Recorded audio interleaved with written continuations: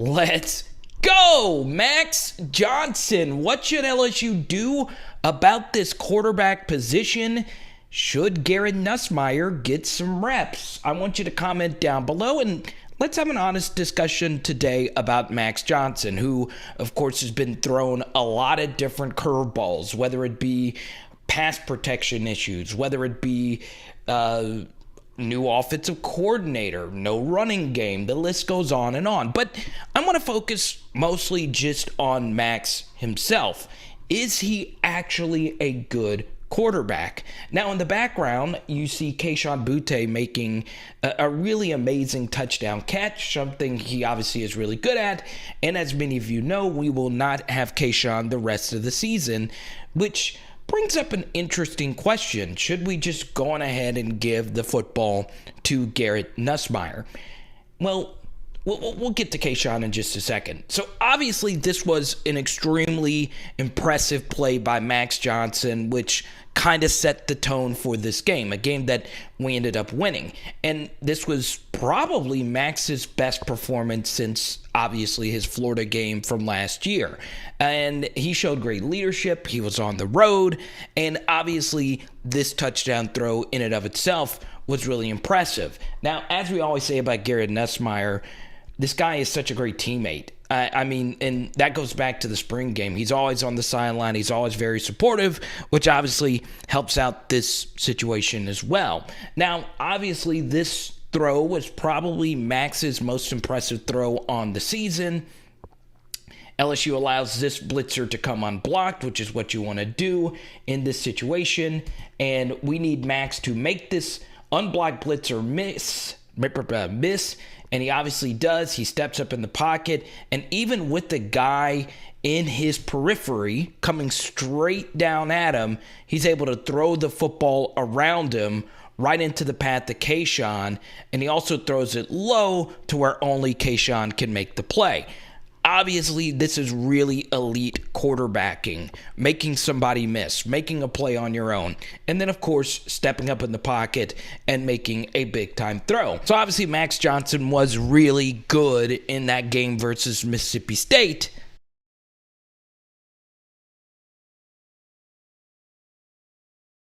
And since then, he has been in a free fall outside of a good first half against Auburn. In this situation here, very similar to what you saw versus Mississippi State. First drive of the game, we're trying to set the tone, and this turnover, it looks like it was bad pass protection, was entirely on Max Johnson. And this honestly, when you just run this play back, isn't hard quarterbacking. This is something that Max should figure out by now, okay? He's looking to his right, then he's working to his left, and boom, he's got Brian Thomas Jr. just right here. Okay, Kayshon Boutte is covered. BTJ is just right there. There is nobody on him. That should be just a very easy throw right here. Okay? Instead, he tries to roll out to his left to get himself potentially a better angle, and he obviously has bad ball security, and it is a strip sack from behind. Now, obviously, this looks like this was Max's first strip sack of the season, but if you go back to the Auburn game in the second half, Max Johnson did pretty much the same thing. He had a Trey Palmer dig route open over the middle. It was a longer developing play than this one, and he tried to run to his right just for the ball to be stripped out, and lucky enough, Austin Deculus was there to recover the fumble. Now, I know we have done film studies on all these plays, and some of you have seen us do breakdowns on it, but if this is your first time on the channel, we're not going to do too much Max Johnson film breakdown. I'll link every single Max film breakdown that we've done, including his game against Ole Miss, which was probably worse than you think, where he made a lot of very similar turnover-worthy mistakes such as this one. And honestly, what you saw just there has happened repeatedly with Max Johnson on out-breaking routes. He rarely throws it on time, and a lot of times, even if he does get the football completed out there, the ball is still a little late. This is something that I've seen in my own film analysis of Max Johnson, and I think most people that know more about quarterbacking would agree that Max does not throw the football on time. He doesn't play fast enough, and it's just that. So why is this important? Well, Max's stats can really deceive you, where this year he, of course, has 17 touchdowns to 4 interceptions, which is obviously good, but I will say this, the amount of turnover luck he's had, which basically means dropped interceptions and lucky fumble recoveries, it has pretty much been insane. Kentucky dropped 2 interceptions in this game.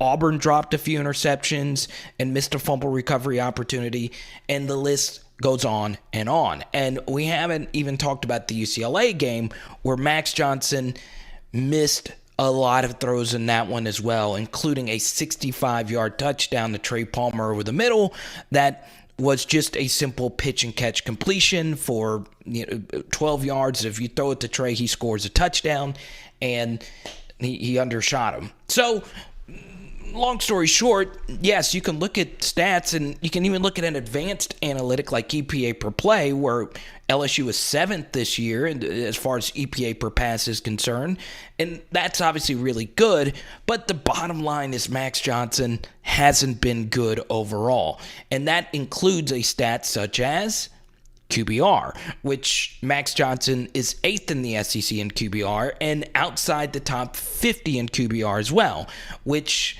was the same as last year if you include Max Johnson starts versus Ole Miss and Florida. Dispel a myth that Max Johnson is a dual threat quarterback. He's not.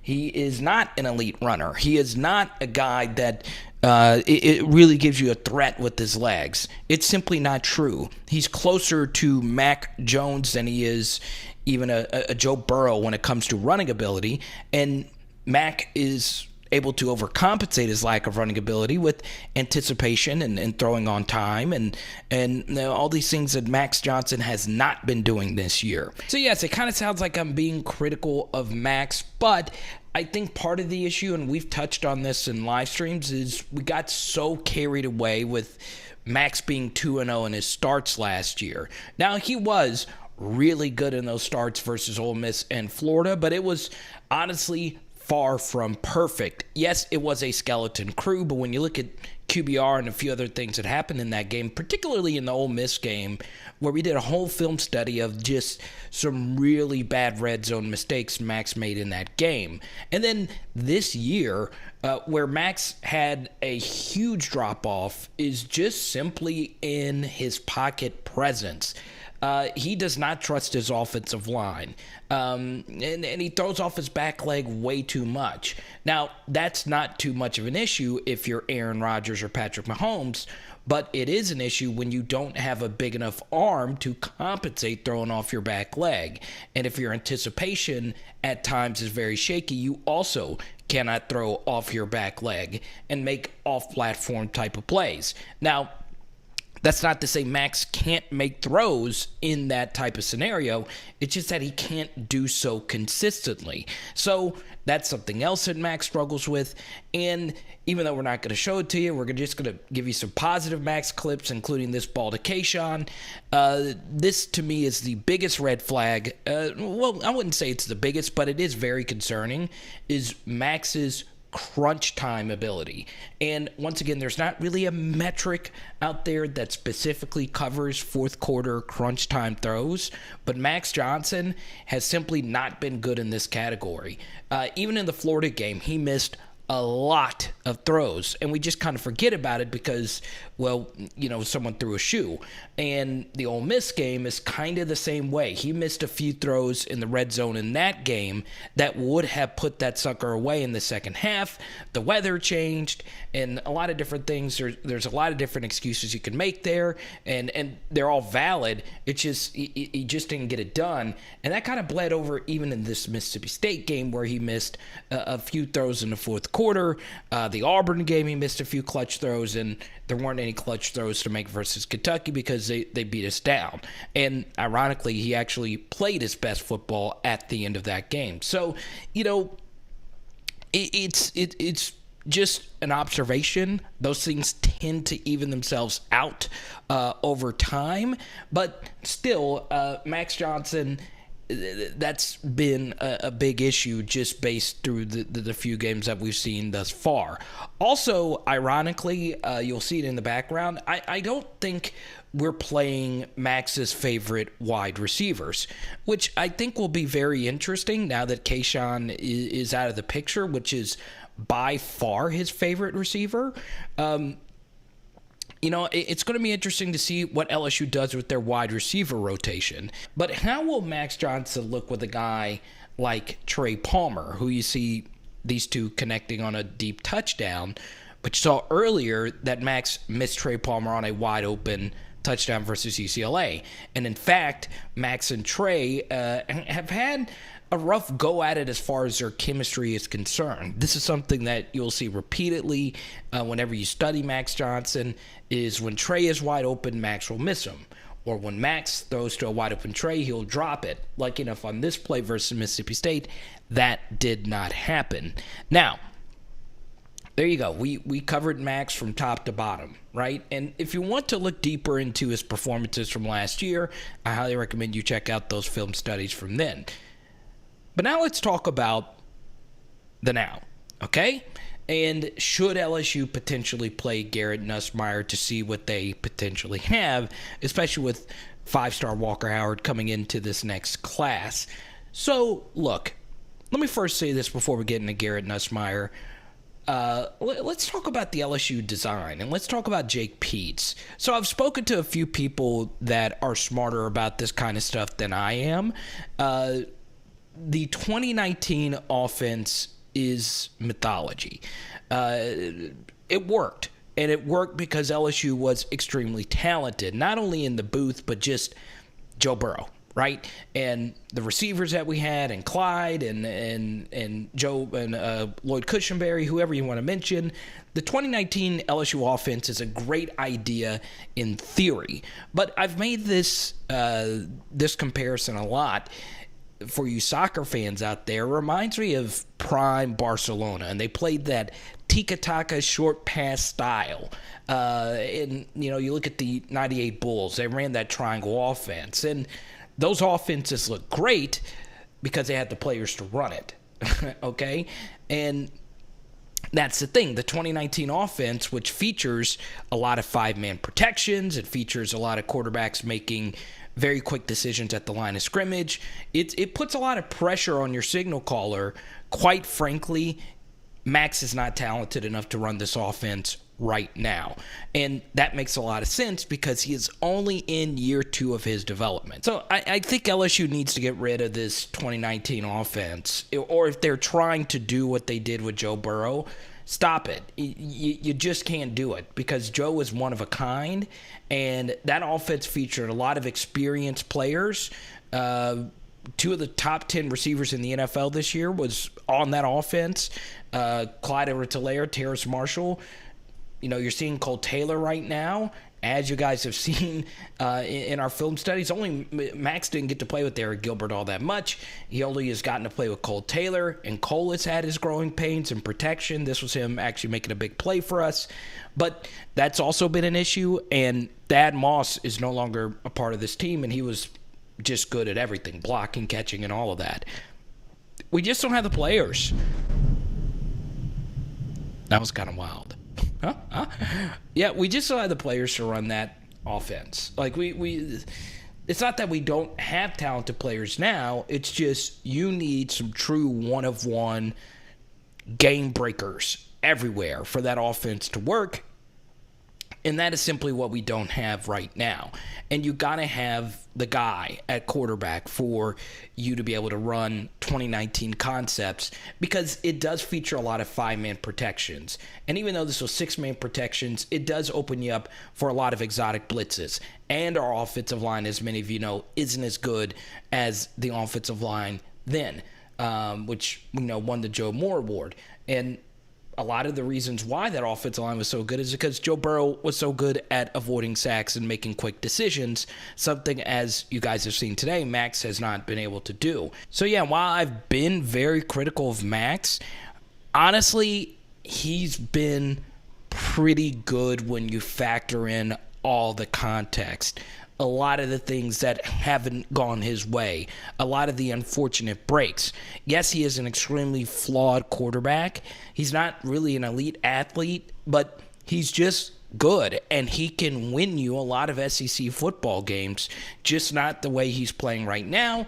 And once again, he's playing ahead of schedule. He shouldn't even be playing now. This should still be Myles Brennan's team, and I've shared this stat plenty of times over. There's never been a great starting quarterback at LSU that had to be the full-time starter before year 3 of their development, and Max is only in year 2. So he's already ahead of schedule, and he does have the mental capabilities of actually becoming a better quarterback. You know, a lot of what I see from Max is just the lack of confidence to just rip it and to trust his reads.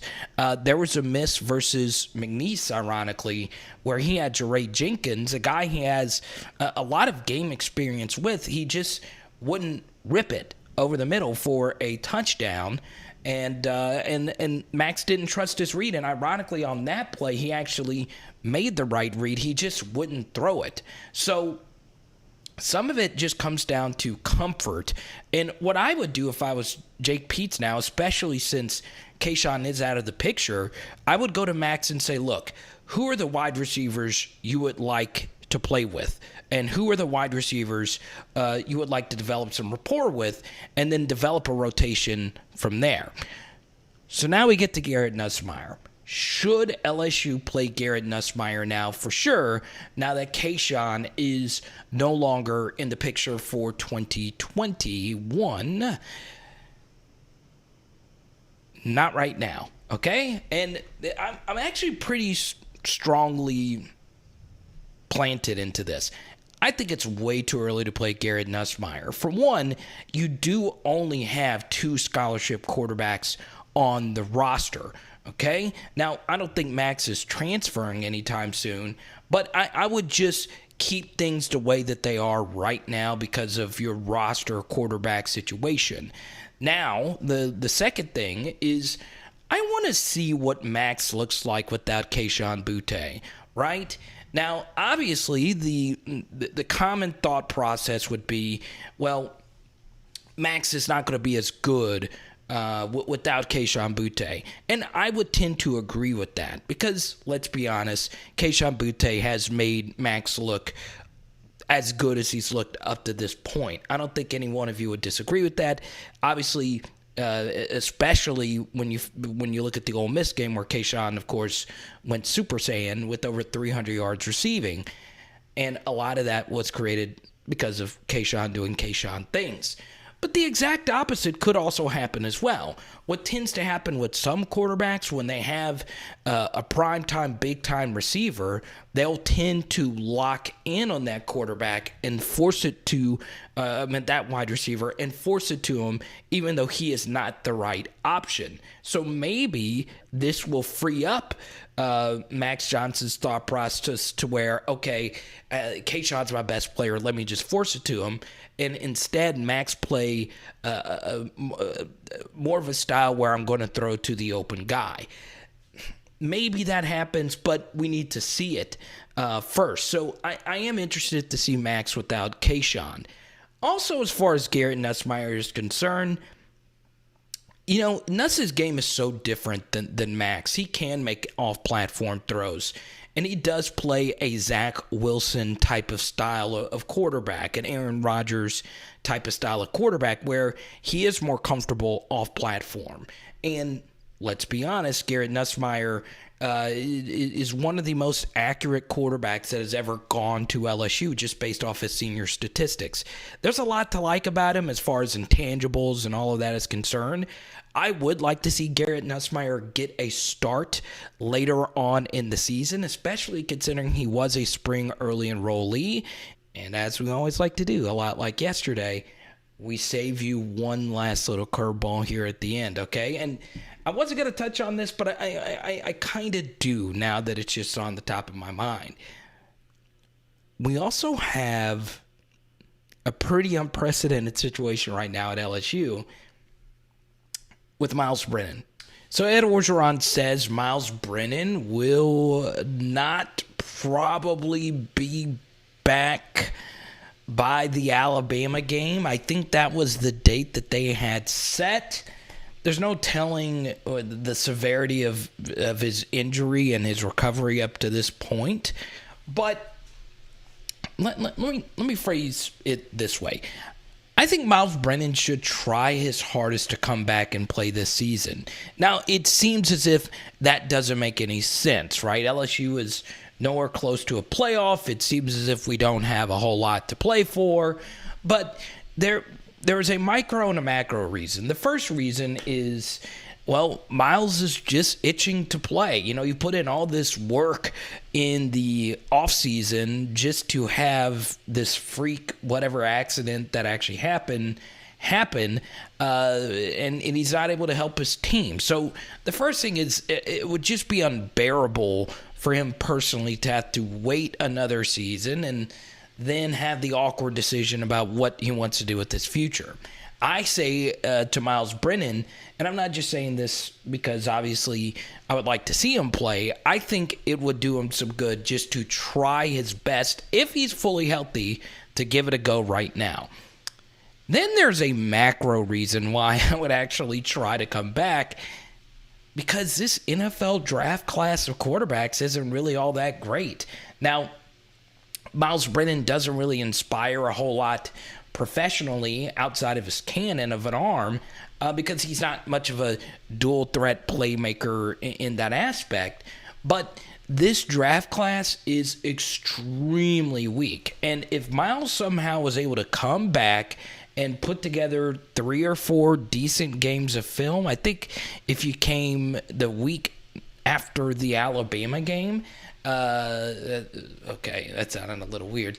But if you returned for like the Arkansas game and you played the final 3 games, or potentially if we get there a bowl game, you never know. I mean, quarterbacks shoot up and down draft boards all the time, and the guys that were at the top of the draft board haven't necessarily inspired all that much confidence either. So yeah, you know, why not? You never know what's going to happen. You honestly don't. So I would like to see Myles this season, and I think he should seriously consider trying to get back and play right now. Because there's no guarantee that you'll come back this offseason and win this job back if you had won it even in the first place. Now, this is where I need you in the comment section. Comment down below. Do you think Nuss should get some snaps versus Florida? And we'll go from there. Thank you guys, as always, for supporting. You guys know the live stream schedule. It's always a good time right here on PHL. It is Power Hour LSU. Boom. And we're doing pasta tonight. Some chicken Alfredo. Let's go. Is that the chicken Alfredo thing? What was that?